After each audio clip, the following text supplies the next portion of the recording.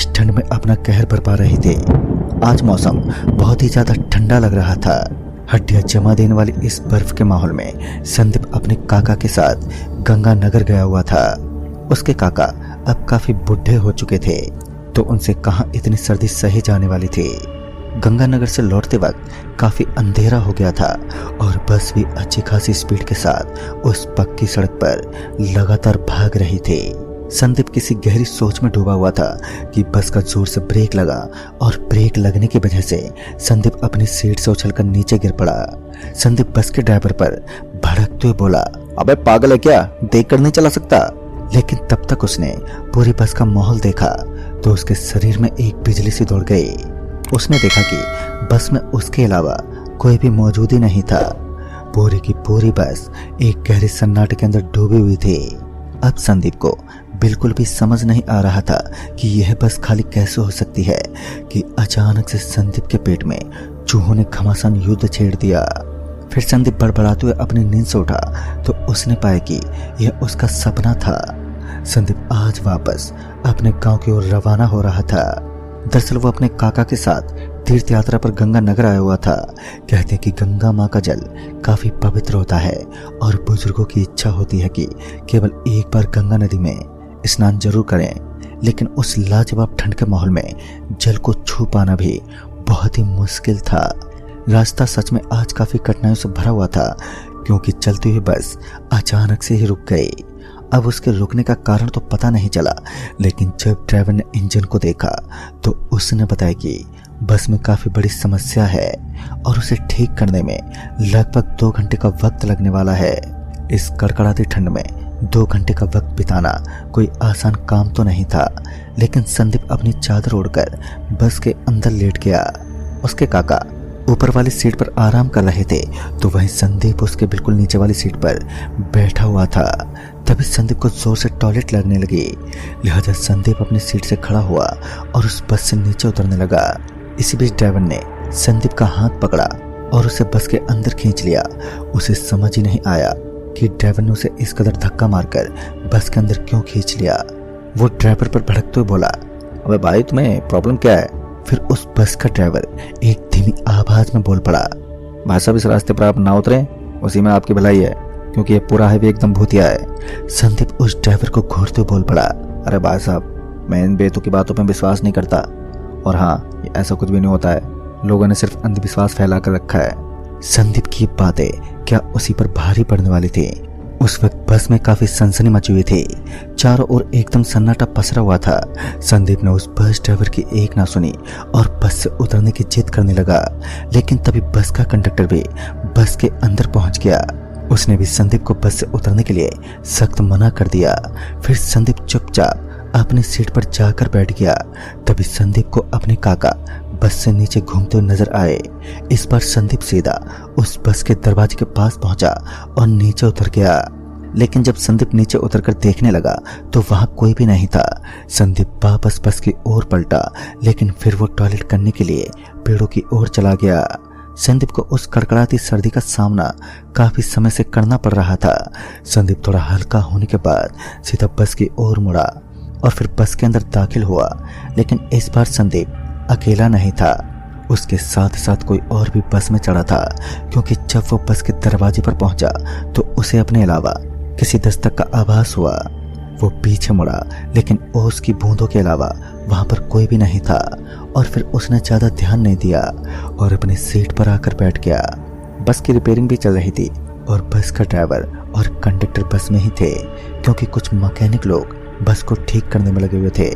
फिर कुछ ही देर बाद ही जब देर रात संदीप की आंखें बंद होने लगी और उसे हल्की हल्की नींद का आभास होने लगा, तो धीरे धीरे संदीप गहरी नींद में था और बस का इंजन अभी तक ठीक नहीं हुआ था कि तभी किसी ने संदीप की चादर को खींचना शुरू कर दिया।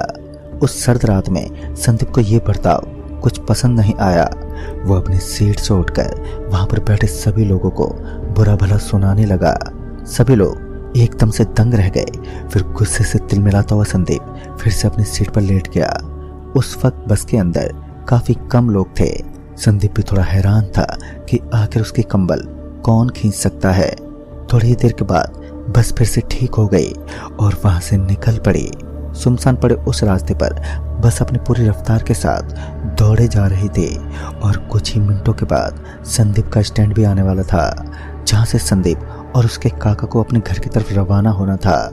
थोड़ी ही देर के बाद बस की रफ्तार में फिर से गिरावट देखने को मिली, क्योंकि अब ठंड के साथ साथ धुंध भी छाई हुई थी, जिस कारण बस अब धीमी गति के साथ आगे बढ़ रही थी। इसी बीच संदीप का स्टैंड भी आ गया। फिर संदीप अपने काका को लेकर बस से नीचे उतरा और वहीं डिपो के अंदर बैठ गया। उसने अपने भाई को काफी फोन लगाया, लेकिन उसके भाई ने फोन नहीं उठाया, क्योंकि संदीप को वो अपनी बाइक से घर लेकर जाने वाला था, मगर शायद अब वो गहरी नींद में था। रात के लगभग 1 बज चुके थे, एक ऐसा वक्त जो बुरी ताकतों के लिए सबसे अच्छा समय माना जाता है। उसी समय संदीप को बस डिपो के अंदर कुछ देर पहले वहां का गार्ड दिखा, लेकिन अब वहां पर गार्ड के अलावा एक व्यक्ति और बैठा हुआ था। यह देखकर संदीप थोड़ा हैरान सा रह गया, क्योंकि कुछ देर पहले उस सन्नाटे से भरी जगह में चारों तरफ कोई भी मौजूद नहीं था। फिर संदीप ने उस आदमी पर ज्यादा ध्यान नहीं दिया और अपने छोटे भाई को फोन करने लगा, ताकि वो उन्हें वहां से लेकर जा सके। इसी बीच अपनी गर्म कंबल के अंदर संदीप को नींद आने लगी थी और धीरे धीरे उसकी आंखें अब बंद होने लगी। फिर कुछ देर के बाद जब संदीप ने अपनी आंखें खोली तो उसने देखा कि उसके काका अब वहां पर मौजूद ही नहीं थे।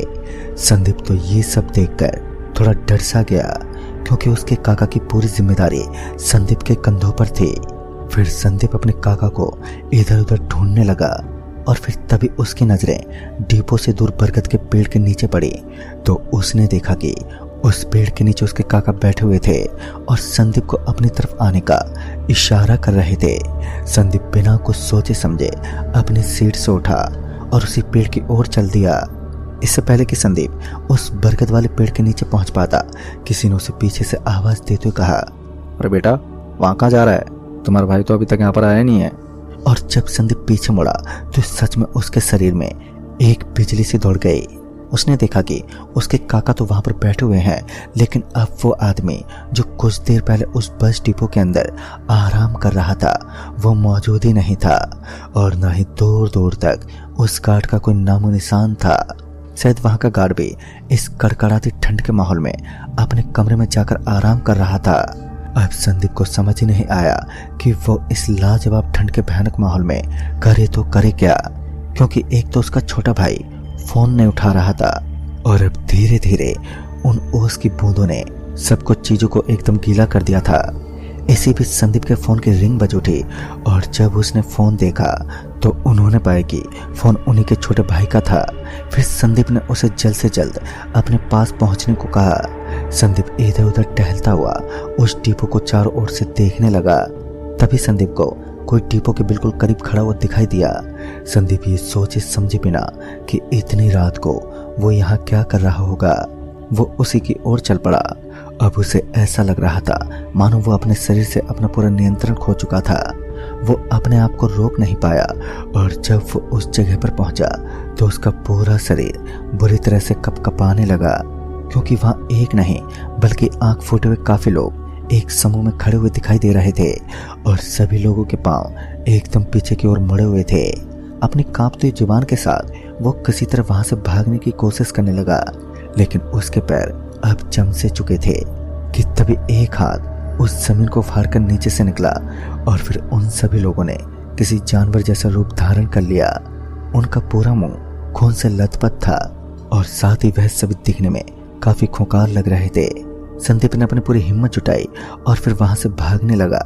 जब तक वो बस डिपो के पास पहुंचा तब तक उसकी हालत बेहद गंभीर सी बन चुकी थी। इसी तरह भाग दौड़ की आवाज से वो गार्ड अपने रूम से बाहर निकला और सीधा संदीप के पास पहुंचा और फिर संदीप ने अपने कांपते हुए शरीर के साथ उस गार्ड को पूरी बात बताई। तब जाकर उस गार्ड ने बताया कि वह एक शैतानी पावर का ग्रुप है जिसने आते वक्त आपका पीछा करना शुरू कर दिया था।